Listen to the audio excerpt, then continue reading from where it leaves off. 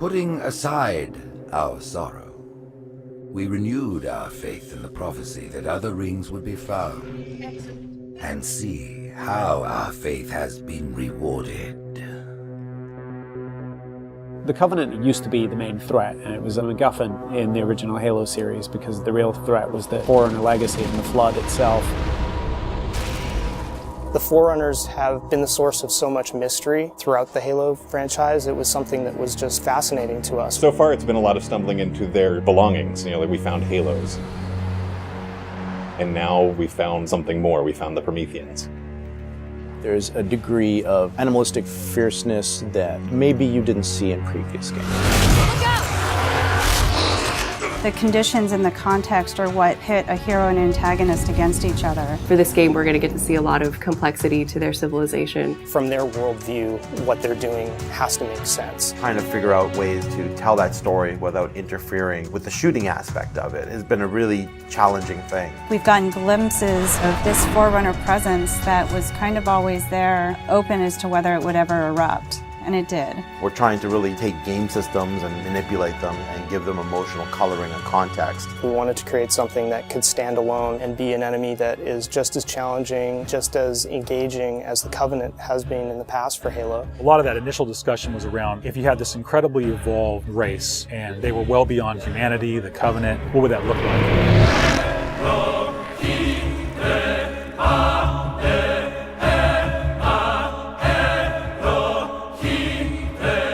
The design process for the Prometheans was intriguing, exciting, and then long and painful process. I think just because everyone was so invested in what they wanted out of them. How do you imply something strong, something vertical, something different? And how could we actually have a global logical language out of that Forerunner philosophy? Anybody who's played Halo goes, okay, Forerunners is the silvery angular stuff with blue lights across it.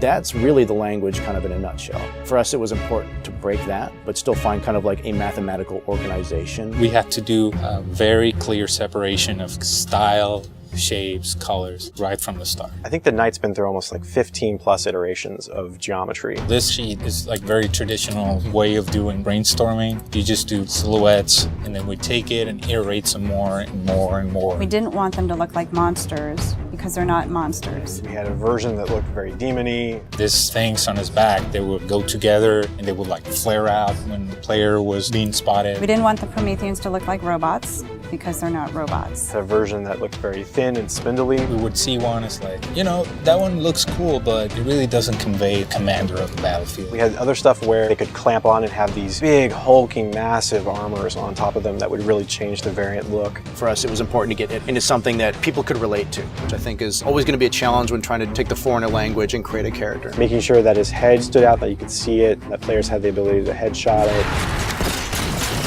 It falls also onto animation. They're able to bring these guys alive and make it feel believable and plausible and still be very fast and lethal. Locomotion didn't look heavy enough at one point, so we scrapped everything and did it all again. The Knight's like 12 feet tall, so if it doesn't feel heavy and menacing as it's walking around and doesn't intimidate the player, then we're not doing our job. There were not a lot of real-life elements that we could take. There are joints there, some of them are not physically connected. They're holed up with the space in between them, which is some of the features that the architecture has, which is big, massive buildings like floating, defying gravity. We wanted to keep some of that mystery and kind of the unknown in the characters as well. We even have the little micro driver arms in here, and then all the way to where you turn these layers off. We have the glowing skull. We thought it would be more of an impact if it's like a sarcophagus. It opens up and it's showing all this aggression. There's certain ways to approach fighting an elite with a group of grunts, and really what we wanted to do was change that up. The Covenant are tried and true. You know what you're going to get out of a grunt. You know what you're going to get from a jackal with his shield. The toughness of elites. Here are the brand new hooks to the sandbox. Prometheans are made up of the Knights, the Watchers, and the Crawlers. One of the big focuses for us in the design of the Forerunners was to have these different enemy classes that would be able to work together. Having this dissection so that when the player went into combat, he's sort of tactically evaluating which order to take guys out. They don't act independently of each other. You put any combination of them together, and the strategy you need to engage with them is really different. There are a variety of Knight classes. and each one of them is progressively more powerful. But your base knight actually starts just a little bit more powerful than an elite. But in addition to that, we wanted the knight to have his own set of traits and abilities. There's all kinds of these special features of each one of these characters that players haven't played in a Halo game before. You think about basic combat and counter design, a lot of the challenges designers face is how to introduce enemies. What would a Promethean do if it could bend time, space, form, matter? Knights can phase in out of anywhere. He's able to go where he needs to at any time, which is something the Covenant can't do. Heads up! Crawlers can walk on walls, walk on ceilings. If a knight shield bursts, crawlers will come rushing at you and try and like melee the player to get more aggressive. These certainly slot into that grunt style combatant. And so there was certainly a want to make sure that we can get a lot of them on screen. If you let too many of them get together, they become a really formidable force. One-off, super fun to take out. All together, it's like a pack of feral dogs. Its mandibles, when it screams, will actually separate and float around in the air while it's howling. Animation added so much fresh behavior to this character. It's very exciting. The Watcher is definitely a support class. One of the things we wanted to do with the Forerunner characters was constantly have them mix up their tactics and make the player react to it. The Watcher is able to regenerate knights. One of the things we needed to do when the Watcher design was coming along was make sure that the Watcher would actually fit inside of the Knight. That bursts out and swap to the actual Watcher asset. The Watchers are aware if a knight's damaged, they'll protect them, they'll catch grenades, so they kind of coordinate their efforts. The Prometheans feel like the most advanced of the bunch. They're able to bring all of their technology and wisdom to the battlefield. With new enemy class comes new weapon class. We literally concepted probably 200 weapons for this game before we settled on the half a dozen that went in. It's kind of like you've got that balance between humans' model of what a weapon's like and the desire to want to try and make something crazy and futuristic. We tried coming up with this perfect mix of stuff that was still relatable. You would still identify a weapon as a rifle or a shotgun or a submachine gun, even though they're almost magical. The Forerunner Scattershot was probably the first one where we really nailed the design on it. Everybody loves the hinge action shotgun, so we tried doing something like that so that the reload animation would be to cock it up and the front half would smash together. Every time you pick up a Forerunner weapon, it forms in your hands. So that sort of kicked off the component of having these guns form around the player. So there's that moment of like, oh, what is this gun? What does it do? And then when it comes into shape, it's kind of immediately identifiable. What makes the Forerunner weapons distinct is that usually they have dual purpose. So for instance, from the bolt pistol, you can charge it up and have something that's equivalent to almost like a shotgun blast. In the case of the light rifle, we actually experimented with doing dual firing modes. We tried to make it so there was the best of both worlds with a BR and a DMR. It works like the battle rifle when you're not scoped. That has a little spread, has 3-shot burst, and it works like the DMR when you are scoped. So it's like a mini sniper rifle in a way. It actually changes to a different firing mode where the projectiles are stronger. One of the big things that we really focused on for them was making sure that the weapon doesn't just feel like a chunk of metal, but that it actually has glowing energy that's flowing through the gun, going down the barrel, so that everything is very full of life. The moment where all the Promethean effects really started to click the most was when we started showing the dissolve whenever you kill a knight.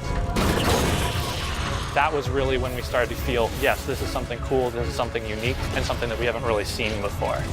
This is an early prototype of the Knight E-Res. As the sphere expands, you see the particles are birthed, and everything in the red region you see will be the crack and the erode. When you shoot and kill the knight, the actual point on the body where you did the damage is where the dissolve starts. So if you shoot from his foot, he will de-res from the point of his foot up. The end result, when we blow up a knight, they dissolve, proving that the technology works.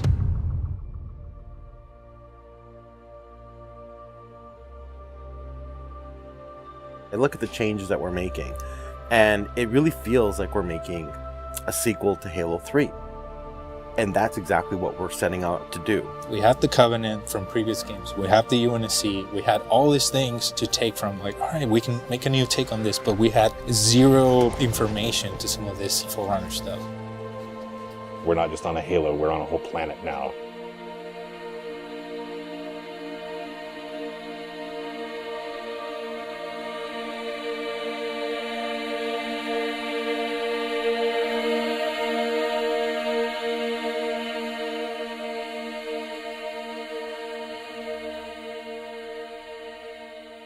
We're not just threatening one corner of the galaxy, we're threatening everything.